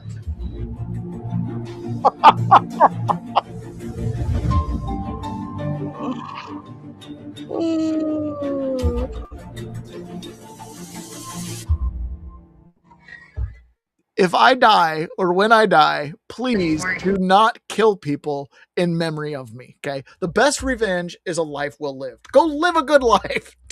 Don't go kill other people because in my honor. That right there is one of the, like, if wearing a red MAGA hat, means I'm with her. No, not 100%. Okay. I mean, I'm mature enough, and I hope all of you guys are mature enough that you can, it's a big tent coalition. There's going to be people in there you don't agree with on everything, but you're going to get more than what you get if you're outside the tent. I get that, right? That's politics. That's coalition building. But holy smokes, man, holy smokes. She takes this trip to Ukraine, and it reminds me of what she accuses people like Tucker Carlson of. You took a trip to Qatar, and you're on their payroll, and now all of a sudden, you're a shill for Islamic interests, and you didn't used to be like that. That's how I feel about Laura Loomer. Like, how much do you want to bet Laura Loomer got paid? This trip was paid for. She's wined and dined. She's probably getting, some compensation for doing that stuff. Wouldn't surprise me at all. Wouldn't surprise me at all, because Laura Loomer is suddenly in the same camp with one of my favorite politicians. He's not my favorite politician. Mike Pence. So here's Mike Pence outside of or wherever he's at. I don't know. He's somewhere hot. There's crickets in the background, but here he is. And he's also honoring Lindsey Graham's death, because the Senate and the legislature decided to pass, of all the things that they can't get passed, they decided to take up floor time and voting time in order to pass in honor of Lindsey Graham. So because of Lindsey Graham's death, they passed more sanctions against Russia. Talked about his sense of humor, which I feel a lot of people have talked about his wit. I think anybody who knew him knew that he always kind of had a comeback line, if you will. But, what story sticks out to you the most? Oh, there was just an evidence of that. I'll never forget traveling to Iraq. We had to refuel in Ireland. Small airplane, G5. We were rolling down the runway to take off for the rest of our trip, and all of a sudden the plane powered down, taxied to the end of the runway and did a 180-degree turn and started back. And I remember looking at Senator McCain and Senator Graham. We didn't know what had happened, but as they powered up to take off in the opposite direction, Lindsey just smiled and said, "Iraq is that away." And we all burst out laughing. There was a spontaneity about him. Whatever the circumstances, however unpredictable, he always began with a smile, with humor. But I don't want to gainsay the fact that through successive administrations and changing priorities for the nation, Lindsey Graham was a steadfast, unapologetic advocate for America as leader of the free world. And I believe when the Senate moves that bill tonight, and hopefully the House very soon, and the president signs it, that Russia sanctions bill will not only be part of Lindsey Graham's enduring legacy, but I truly do believe that it could set into motion what I know was his fondest hope, which was a just and lasting peace for the people of Ukraine. And in terms of Ukraine, you told me one of your last conversations with the late senator was about Ukraine. It was. We ran into each other in the airport, and after he said nice things to my wife, as he always did, and we shared a few laughs. He immediately put his finger in my chest, and we spoke about that Iran sanctions, that Russia sanctions bill. I honestly think it could well be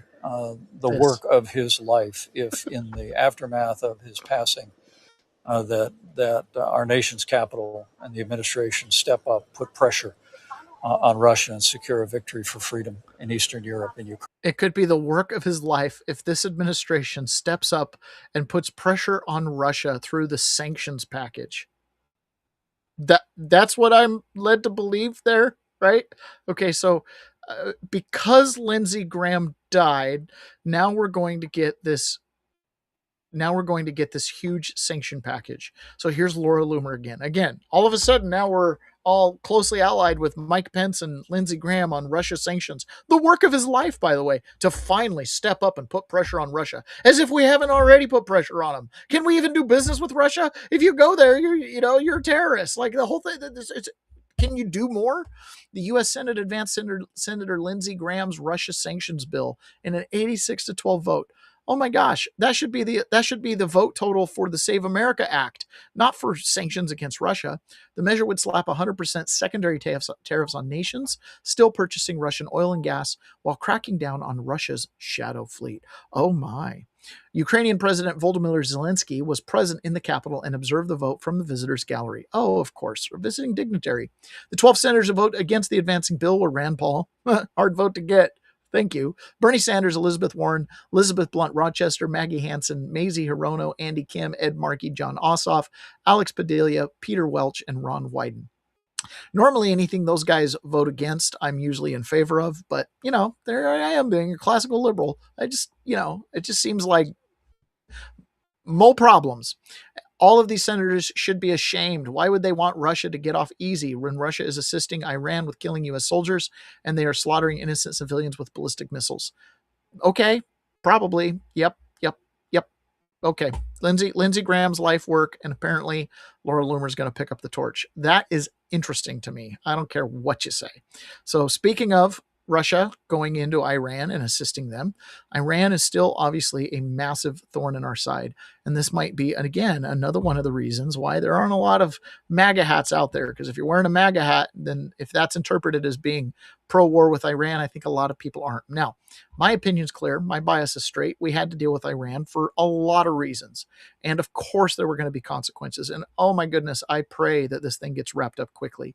I fear that it's going to be another long engagement because in principle, Iran has the high ground and it's hard to fight uphill. And they now know that they can, for very low cost, control the Strait of Hormuz, even when they're overwhelmed by the largest military on the planet. You know, even though we've, quote, opened the strait, it's still been a trickle compared to what the flow should be going through Iran. I'm a little bit disturbed, right? President Trump went and eulogized Lindsey Graham at his funeral, and we saw the video from when Epic Fury broke out, and Lindsey Graham was like, oh, this is great. You know, Donald Trump just really wants to bomb these people and he's tickled pink and, you know, he likes doing it, blah, blah, blah. I don't know how much of that is rhetoric or just, you know, basically an extension of some type of locker room talk. But nonetheless, the situation in Iran is real and it's ongoing. So here's Trey Yanks this morning giving us an update because yesterday, Iran struck military installations. I shouldn't say struck, launched at military installations, and we had to defeat a large onslaught directly onto military installations over there. And so there's going to be consequences for that, and that's where Trey Yanks picks up the story. President Trump reacting to that Iranian attack on U.S. forces overnight in Jordan. President Trump tells Fox News about Iran, we are going to beat the effing S out of them. He went on to say, we'll be hitting them hard. They're going to get a beating. So clearly the United States is going to respond to what the president described as a surprise attack. He says U.S. forces had just minutes to shoot down these incoming Iranian ballistic missiles. The president says he has reviewed video of the shoot down and it was U.S. forces conducting this operation to defend that area.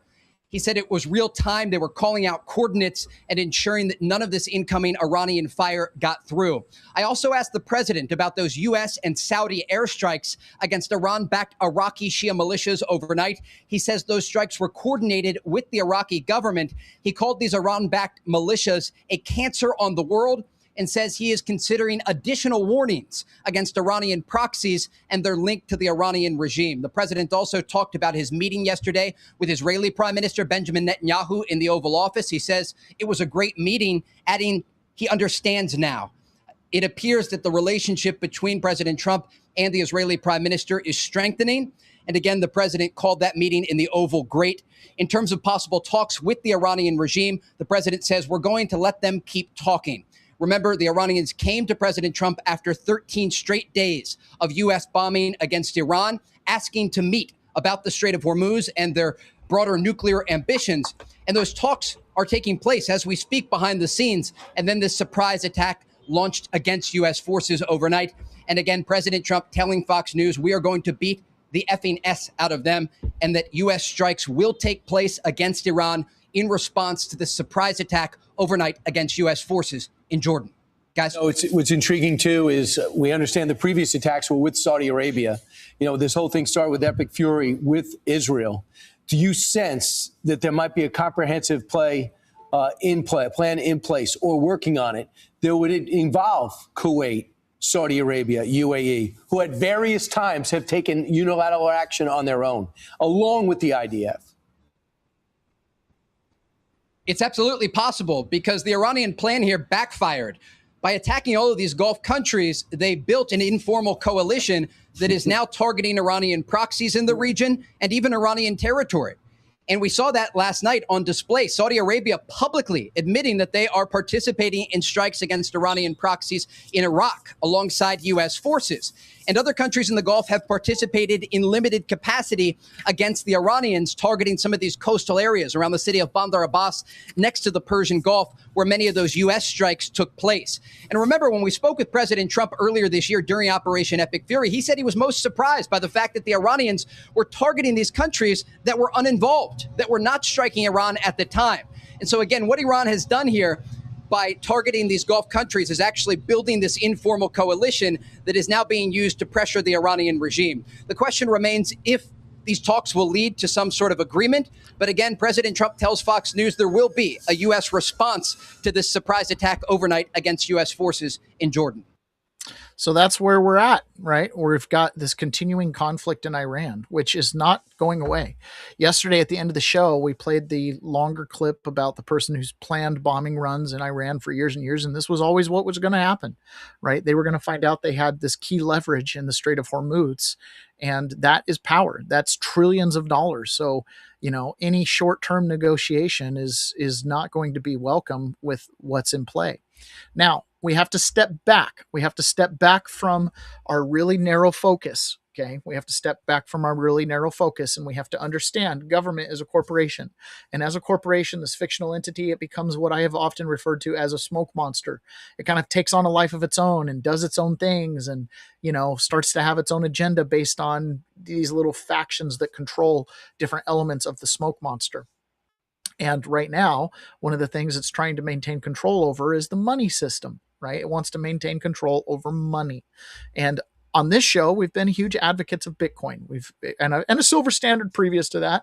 And just the idea that you want to get out of the money system. Why? Because the money system feeds the war machine. It feeds all this stuff, right? And there's another byproduct of war. Anytime there's chaos and crisis and there's economic pressure and there's fighting, bombs going off, in that crisis, a lot of times that's where authoritarians reach and they try to get more power and more control.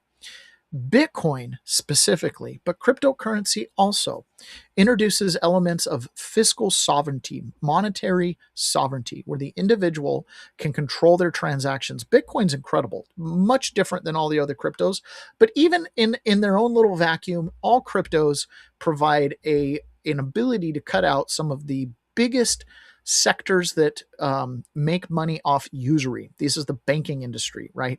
The fees that you pay for others to hold your money, all of a sudden you can control it through cryptography, and it becomes a means of exchange. Peer-to-peer transactions are enabled over the internet rather than just cash face-to-face through crypto, and Bitcoin has some superpowers.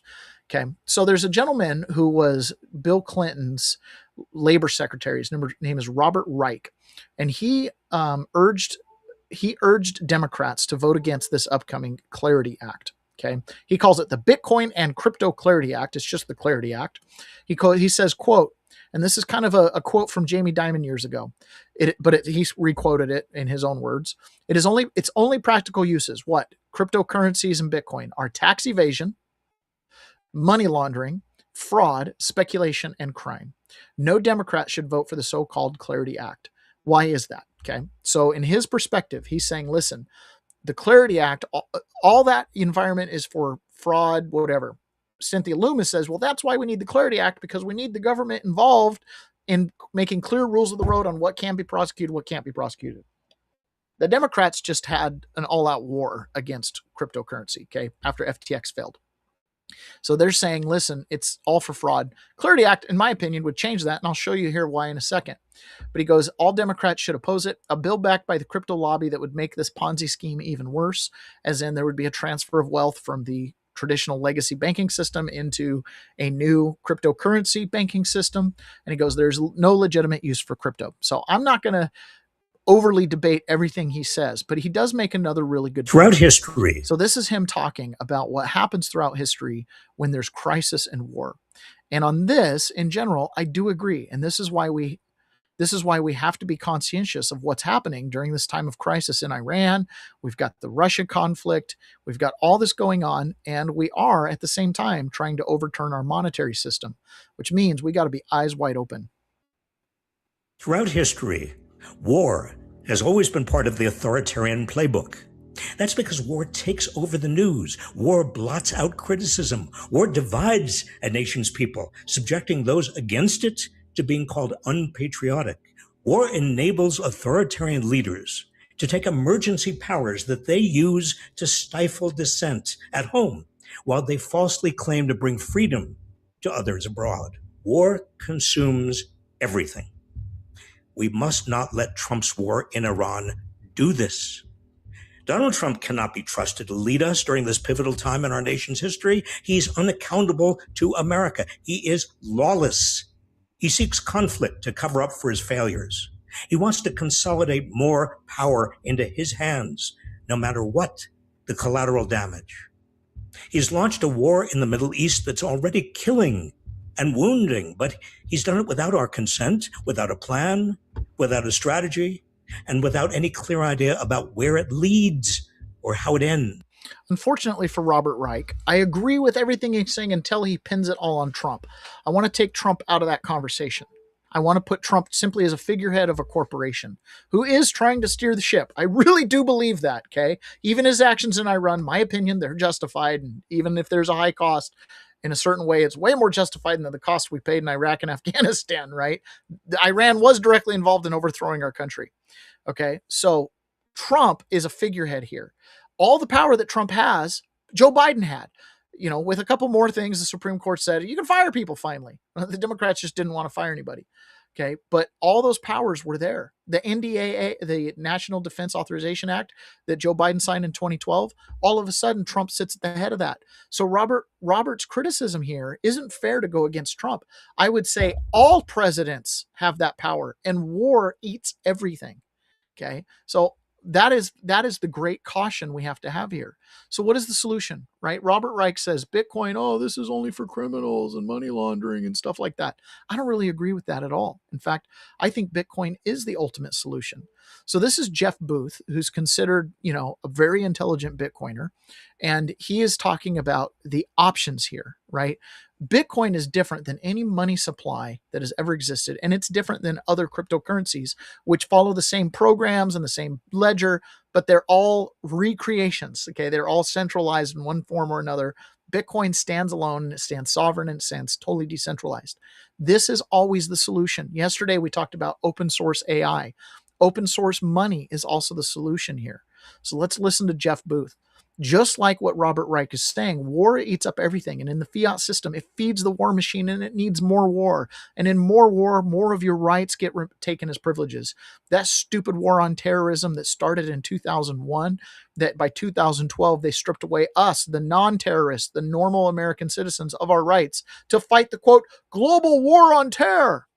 And that extends into the money. It extends into everything, right? Once our country made the people of the United States commercial enemies of the United States by blaming the bank runs on us, literally wrote it down in writing.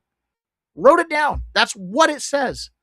That is the reason they were able to confiscate gold and silver and whatnot. They emergency orders. They blamed it on us, the people. Now, everybody who opposes it, the government, the corporation, is a terrorist, can be labeled a terrorist, and you have no rights. You can be black bagged. This is what black pilled me in college. This is why I came out and I was like, I'm voting for all the anti-war candidates. It was this very reason. But we have a solution now, right? Fix the money, fix the world. Jeff Booth. 5,000 years, we've never lived in a global free market. If Bitcoin stays decentralized and secure, then it imposes a global free market. Not maybe, which means it has to come up under attack from all of these things. And it must continually be attacked by all of these things, because the entire monetary system that we measure money through, and credit-based note that is non-existent, that exists because we give it power, that steals from us, all of the money is in that system and we don't know it. And when it means the broader we, you know it. And so if I think about that attack and what it would do to, and all of the types of things it would do to try to go, sorry, I'm going to go back. If you couldn't kill Bitcoin through it's bad for the environment, China's going to stop it, we're going to regulate it to death. If you couldn't kill Bitcoin and it kept on going, you'd have to co-opt it. You'd have to do so the things that hold on that road. The things that I've expected for a long time are just natural evolutions of this thing. Does it stay decentralized and secure? And then I ask myself the next question. Today, if most people are measuring Bitcoin and price go up, and most Bitcoiners, including most Bitcoiners, forget that 99% of people who don't understand Bitcoin, most Bitcoiners, the 1%, are measuring in price go up because they're trying to feed their families and they're trying to buy a house and they're trying to everything else. They're not measuring it in the free market. They're measuring it in price go up in fiat dollars. So they can take these actions and do this and be the new rich people. And that model of reality, which if you told people two different things, one that matches their reality, prices always go up. Here's a Bitcoin, it'll go up faster than other prices, versus the natural state of the free market is deflation and prices should fall. They'll always believe the former. That will give the attackers greater power to co-opt Bitcoin because it's us. It's not them. It's us. And so all of the things that I would see or expect to see in all of these fights, this fight has to be inside ball game money. It has to be, right? To be able to try to now let's use core as an example here. But of course, if that was the case, you would infiltrate the network, right? To try to move this network into something else. Of course you would.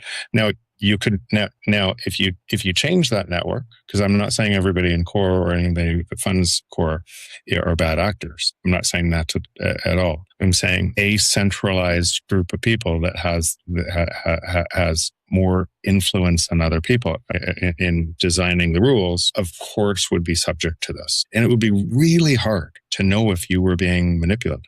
If you were part of that, it would feel like these are my friends. This is where I'm getting paid. This is everything else. You're not necessarily a bad actor. This is such a complex topic that no one's ever lived in the free market. So it would match your pattern and you would be susceptible to all these things. Now do the same thing on nuts. You move from this group to another group that are smaller. You could argue the same thing there. How do you protect it from that? And so the nuance on these debates is very nuanced because we've never lived in this type of free market that Bitcoin imposes if it stays decentralized and secure. So that decentralization and security is a critical thing to keep. Now, from that lens, I'm completely aligned with you. What are the risks? What do we do? How does it? Because it means this might look like the battle, right? That we have to do this, but the real battle's coming later, or there's another battle and there's another battle. And to win the war is going to be a series and series of these battles to keep it decentralized and secure. And that thing, while everybody's giving their energy to a system that steals their energy, is going to be constant. That thing that everybody gives the energy to, that steals their wealth, their energy, is constant. The fiat system, right? So decentralization of Bitcoin is what gives it its superpowers. And of course, it's a threat to everything, which is why the banking cartels and the Democrats and people who want to centralize control, they don't like Bitcoin, because if you can control the money, right, you can control everything via the money, through regulation, through all the money things. And that's what we see. You can even incentivize corruption. Right? Ayn Rand warned us about that. In a society where the people who make their wealth by graft and pull rather than by producing things, right, are the risk. Your country is doomed, and that's kind of where we're at. So decentralization is key. Yesterday, we talked about AI and decentralizing AI. Bitcoin decentralizes the money, right? And as long as it stays decentralized, that's where it's an asymmetrical bet. Decentralization always beats out centralization when given a chance. And so that right now in our market with money and with AI, these two opposing forces, which can drag us into a golden age or can take us down to a dark age that'll last 1,000 years. We have the capacity to do both with these technologies. If you pair AI with fiat money and centralize AI, we are doomed. If you make AI decentralized, it becomes a tool of the people. Pair that with decentralized money, and you will usher in a golden age like you haven't seen. Just like what happened after the United States came out under authoritarian rule monarchy and decentralized money by going onto a gold standard, It led to a golden age within 100 years, and we saw 5,000 years of technological advancements in 150, 200 years. Absolutely incredible what can happen. So I'm all for decentralization, decentralizing government, decentralizing technology, open sourcing things, 100%.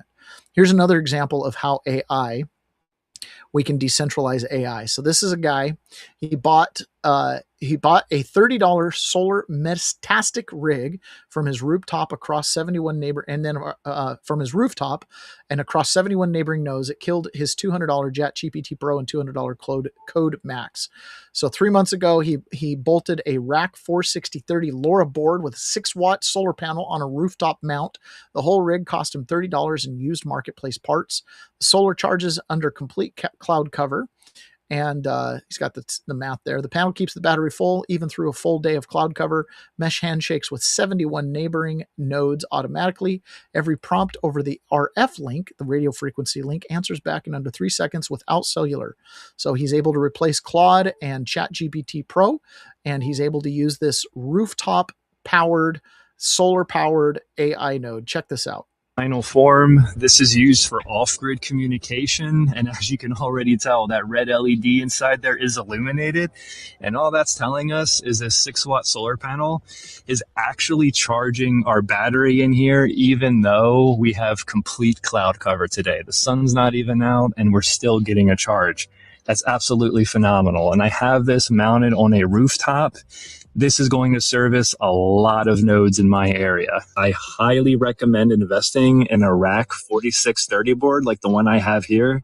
These are absolutely among one of the best for reliability, low power draw, and they're phenomenal for the ability of doing remote firmware upgrades with Meshtastic. Let's go ahead and mount the solar panel on just like this. I'd say that's a pretty clean setup right there. We got the cable management on point. I'd say that's pretty minty. I'm liking that. We'll go ahead and see if we can make contact with it with the dedicated Meshtastic app. And we're connecting to our roof mode now. Perfect. And we'll go ahead and looks like we even have a message. Pull up the nodes and look at all those. So 71 nodes it's picking up so far. That's really impressive. And we even have a message. Let's see what it is. See what channel it is. Oh, there we go. 217 today. Let's see. Is that the one you made using Conduit? Hello from Tech House. If I can spell tech right. Tech House. There we go. Boom, we're in. Let me know in the comments section if you have. So he's using a mesh network through different nodes, which ultimately can connect to the internet, and he's not directly connected, and he's able to run AI. He's able to run an AI platform through that, all solar panel charged. That is decentralization of tech, right? That is the most cool thing you'll ever see. He's going to come up with solutions, ways to decentralize even things like Bitcoin payments. People, well, what happens if the internet goes down? Well, then we do this. Right? We do this. What happens if the internet goes down and I still want to use AI? Well, hopefully you have your own little local setup going on, right? This is super, super powerful stuff. So decentralization of money and decentralization of tech. And this is important because the machine, it's a corporation, and the corporations are going to do what they're going to do. Just like what Jeff Booth was saying, right? Decentralization is the key. There's going to be a battle. They're going to try to co-opt this. That's not the worst sign. As long as we maintain our core on being decentralized, we can win this sucker. So here is, oh, I got to reshare this again. So here is, this is Aaron Day. This is Aaron Day, and he scores congressional bills and things like that up against like freedom standards and privacy standards and things like that. So he scored the Clarity Act. And while I support the Clarity Act, primarily because I think it's going to make dollar go up. It's going to make all cryptocurrencies, and specifically Bitcoin, I think it's going to be a huge boon. And I do want to see Bitcoin double, triple, quadruple, go up 10 times in the next couple of years. And I think Clarity Act will do that. Why is that? Because yes, of course, the banks are going to be trying to co-opt Bitcoin and things like that. And they're going to add a lot of value to that network. They're going to substantiate it significantly. So I think that's a good thing. And I trust the Bitcoin network. As far as all other cryptocurrencies, I've long accepted the fact that that's going to be the control grid, and it's kind of, coming. Of course it is. So while we're at war, this is where Robert Reich is right. This is the moment where if the Clarity Act is the Trojan horse that this guy says it is, of course the timing's right. So the algorithm that I have for rating these bills, I applied to this new bill, and it is the worst of them all. It scores an 83 out of 100 in terms of kind of a technocracy score. This bill is not only how we will own nothing. It is not only the largest surveillance bill in U.S. history, it is how we will own nothing. This bill is about how everything that you own will be tokenized and put under the control of governments and other third parties. And this is not a conspiracy theory. This is literally the construction of the bill. And I want to start with, I think, the most important thing to understand about the Clarity Act, because people think that the Clarity Act is about crypto. And crypto is a very small part of what the Clarity Act is about. So, for instance, if you think you own your stocks, you don't. And the Clarity Act is going to actually be the mechanism by which you're dispossessed of all of your assets, not just a control system for how you pay for things. The reason this is important is if you're listening to this and you say, well, I don't care about crypto at all, or I'm just in gold and silver. Yeah, I knew crypto was a scam. Understand that, as it stands today, right? You knew crypto was a scam. That's great. But what he's saying there, and this is Cynthia Loomis has said this is a law enforcement bill. And you've got the three major law enforcement unions that have all now endorsed the bill. He's right. He's right. He's absolutely right. It's going to increase a lot of tracking and control. If you're trying to use crypto for money laundering, crime, et cetera, they're right? So they want to bring law enforcement into it. Bitcoin has some superpowers that kind of exempts it by its nature from some of that censorship, but you have to know how to use it, which is why I'm taking a class at 1776. Yes, that's right. I'm a student myself at 1776live.us. I'm taking a class from Tom. Sometimes joins us in the chats here is Tomas Day, and he is a Bitcoin OG, been around it since 2013, understands it completely, lives on a Bitcoin standard, and it has retired on Bitcoin. So he's an excellent teacher of this, and he talks in depth about how to maintain privacy and, obfuscate ownership of Bitcoin, things like that, and all the different details about Bitcoin, because it is technology. But if you understand it, it's easy to use. Anybody can use Bitcoin. Once you understand it, it's like, oh my gosh, making a wire transfer is harder than moving $1 billion in Bitcoin. So anyways, the Clarity Act, though, is up. And there's been a lot of questions on if it's going to pass. It missed its July 4th deadline. Obviously, the Trump administration supports it. I generally support it because I think it'll make dollar go up. I'm obviously taking precautions to make sure I can still live in the private. So, I think that it's going to happen, and it's kind of inevitable because government does what government does. How do I know this? Even though you've got Democrats like Elizabeth Warren and others saying, hey, we've got to stop this Clarity Act and blah, blah, blah. They're really shilling for the banks. It doesn't matter. Bloomberg reported yesterday that there are 10 Democrats who are prepared to support the Clarity Act, which is enough to get it out of committee and get it to the floor for a vote. Issue now for a year because the Democrats want to put in place guardrails that prevent the president from continuing to make literally billions of dollars from an industry that he regulates. And the president doesn't want anything that would cost him money. So how you sort of thread the needle there is what they're discussing behind closed doors.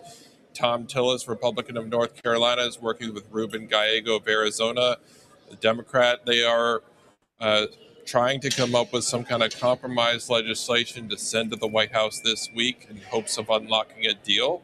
There are 7 to 10 Democrats who sound like they want to ultimately pass a bill, but this is just very hard for them politically. Even if they like the underlying bill, they're going to face challenges in Democratic primaries from their own base saying, hey, you just backed legislation that the president that they don't like.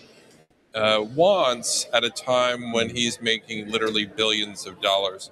Now, I think one of the things that they've been discussing is whether there could be a more independent way to enforce the new restrictions on the president, which would require him to either have a blind trust or just divest his holdings.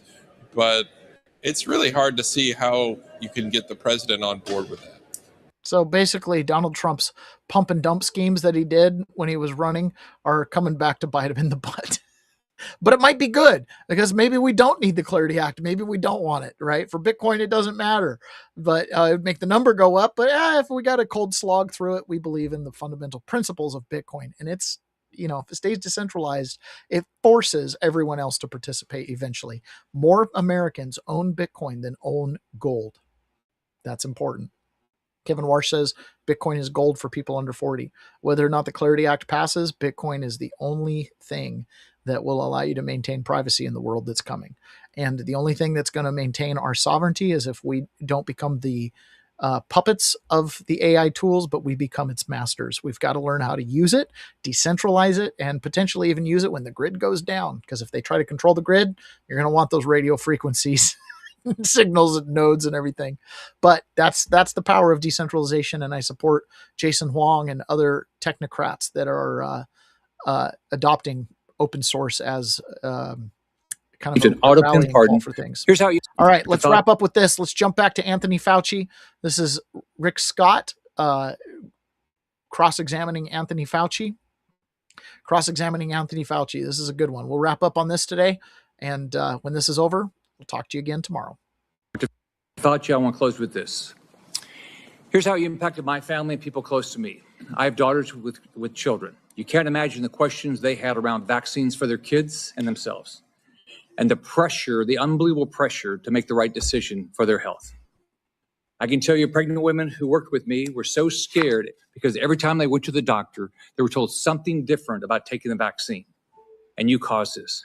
Imagine being a mom trying to protect their kids, or an expectant mother trying to figure out what to do. Every 3 weeks, a doctor tells you a new set of guidance on a vaccine. The haphazard information you released and pushed on the American people with little research is appalling, and why there's so much distrust in our institutions today. That trust is crucial to public health, and you, more than any person or event in my lifetime, have destroyed that trust for millions of Americans. You lied to hundreds of millions of people amid the worst public health crisis in a century. You failed to follow your own guidance. You forced people to watch their loved ones die alone over the phone. It's disgusting. You destroyed the federal government's credibility when it comes to public health. We have entire generations of Americans who, rightfully so, do not trust our institution to keep people safe because of you. This has destroyed decades of progress and lifetimes of work because you wanted to fuel your own ego and be the center of attention. What would you do differently knowing what you know today, Dr. Fauci? On the advice of counsel, I respectfully decline to answer based upon my rights under the Fifth Amendment to the Constitution. All the evidence is right here, and you still can't bring yourself to tell the truth or apologize because you received an auto-pin pardon from a staffer in the Biden White House. If we have another pandemic tomorrow, millions could die because of what you did to make Americans lose trust in their government when it comes to medicine and healthcare. How many families have you apologized to had to watch their loved ones die alone? You breached public trust, and now you're hiding behind a fraudulent pardon. Your legacy will not be as a man who has saved America from COVID, but as a man who destroyed the public trust in America's public health institutions in exchange for 5 minutes of fame. That's what he's going to be remembered for. What a great little deal there. All right, you guys, thank you so much for joining me. I appreciate it. Ron, you got to figure it out. Figure out how you can join me. We'll talk to you guys again.